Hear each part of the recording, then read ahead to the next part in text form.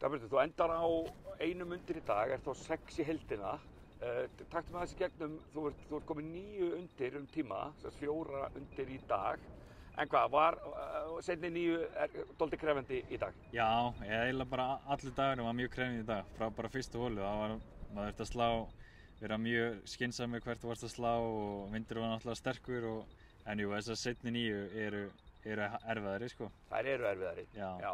Og náttúrulega í vindunum. Og er ekki dálítið meiri vindur hérna uppi heldur en í hérna hrauninu, eða hvað? Jú, hann er svona, sérstaklega komin á 12. teig. Þú veist, 12., 13., 14. alveg upp að bara klára. Já. Þá er þetta svolítið hvasst, sko. En jú, þetta var gaman í dag. En hvað er það þá sem þú veist, menn hægt að tala með eitthvað hafi verið að bara klikka hjá þér, en þú veist, var þetta bara ströggl á móti vindunum eða hvernig? Já, þetta er náttúrulega bara, hann er svo stífur vindur bara með kylfuval og svona og hvernig maður er að draga boltan upp í vindin og maður veit ekki alveg hvernig hann er að reakta stundum, sérstaklega á 16. og 17. Já. En jú, annars var maður bara mjög ánægður með daginn. En svona dagur, þetta er miklu erfiðara heldur en þetta, ekki bara líkamlega, þetta er andlega erfitt líka, er það ekki? Jú, klálega, maður verður örugglega, ef maður fer heim til sín, þá var maður alveg búinn að því, sko. Það ekki? Jú. Já, og bara talandi um það, hvernig er þá gameplanið hjá þér eins og núna?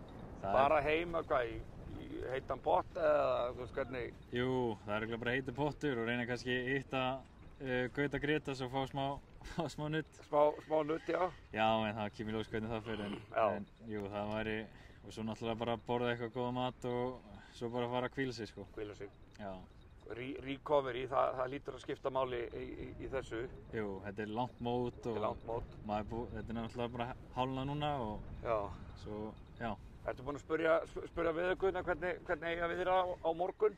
Ég er ekki búinn að tjekka á þig, en ég held að ég að vera örlítið minni vindur. Örlítið minni vindur. En hver veit, það kemur bara ljós. Já. Og hvernig er þetta eins og í svona móti? Nú eru þið bara rétt hálfnaðir. Með hvaða hugafæri mæturu á morgun?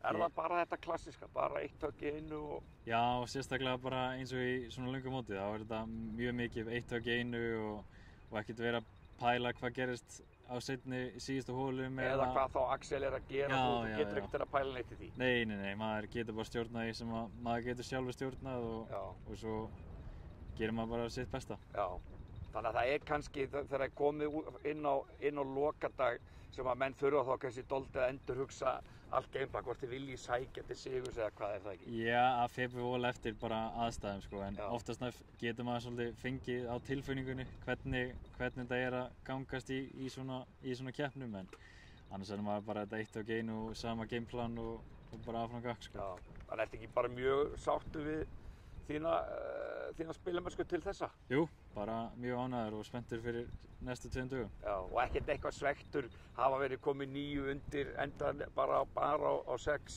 Já, nei, það þýðir ekki neitt að pæla í því. Þetta er langt mót og svona gerist bara hlutin líka. Já, nákvæmlega. Herru, takk hérlega og bara gangið vel á morgun. Já, takk fyrir.